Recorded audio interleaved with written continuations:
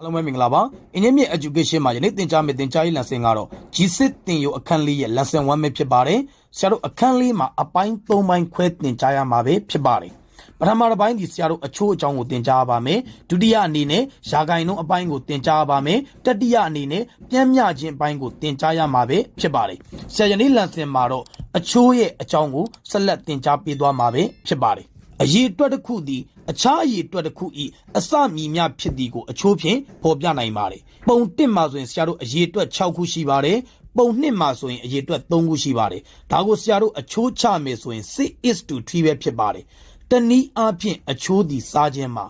ရရှိလာသောအချိုးသည် 6:3 ပဲဖြစ်ပါတယ်ဒါလေးကိုဆရာတို့က is2 လို့ဖတ်ပါတယ် simple form အရှင်းဆုံးပုံစံနဲ့ဖော်ပြမယ်ဆိုရင်3တက်လီ3မှာ3နဲ့လီ6ပဲဖြစ်ပါတယ်ရရှိလာသောအချိုးသည် 2:1 နဲ့ညီမျှပါတယ်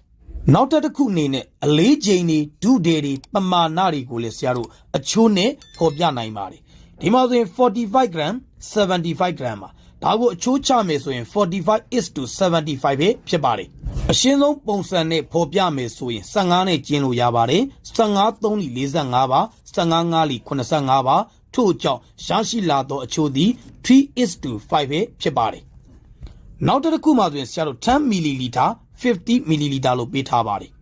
အချိုးချမယ်ဆိုရင် 10:50 ပဲဖြစ်ပါတယ်ဒါကိုဆရာတို့အရှင်းဆုံးပုံစံနဲ့ဖော်ပြမယ်ဆိုရင်10တက်လီ10ပါ15လီ50ပါထို့ကြောင့်ရရှိလာသောတန်ဖိုးသည် 1:5 ပဲဖြစ်ပါတယ်ဆရာတို့ယနေ့ lesson မှာတော့အချိုးသင်ခန်းစာကိုသင်ကြားပေးသွားတာပဲဖြစ်ပါတယ်ဒါဆိုရင်ဆရာတို့နောက် lesson မှာလေ့ကျင့်ခန်းကိုဆက်လက်သင်ကြားပေးသွားမှာပဲဖြစ်ပါတယ်ယနေ့သင်ကြားပေးခဲ့တဲ့သင်ကြားရေး lesson ကိုနားလည်လိမ့်မယ်လို့ထင်ပါတယ်အားလုံးကိုကျေးဇူးတင်ပါတယ်ရှင်လန်းချမ်းမြေ့ကြပါစေဗျာ